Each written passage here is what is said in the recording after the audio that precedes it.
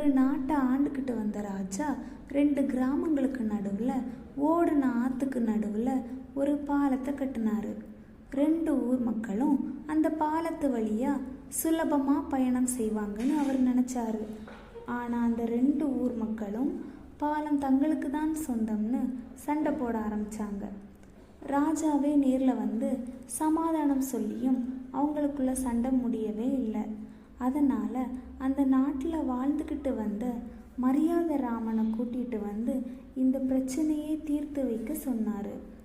2 பேர் விருப்பத்தையும் கேட்ட மரியாதை ராமன் கொஞ்ச நேரம் யோசிச்சுக்கிட்டு சொன்னார், நீங்கள் 2 பேரும் அந்த பாலத்தை உங்கள் ஊருக்கு சொந்தம் கொண்டாடுறீங்க.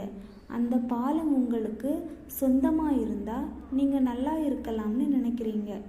இதில் எந்த ஊருக்காரங்க அந்த பாலத்தை வச்சுக்கிடுறாங்களோ அவங்க உங்கள் ஊருக்கு வர்றதுக்கு மட்டும் பாலத்தை பயன்படுத்துங்க. அடுத்த ஊருக்கு போகிறதுக்கு பாலத்தை பயன்படுத்தக்கூடாதுன்னு சொல்லிட்டு போயிட்டாரு.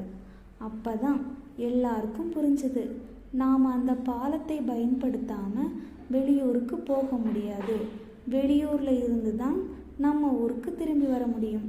அதனால் அந்த பாலத்தை சொந்தமாக்கிக்கிட்டால் ஒரு பயனும் இல்லைன்னு புரிஞ்சுக்கிட்டு சமாதானமாக போனாங்க. மரியாதை ராமன் தன்னோட புத்தி கூர்மையால் பிரச்சனையை தீர்த்து வச்சதை நினச்சி ரொம்ப சந்தோஷப்பட்டார் ராஜா.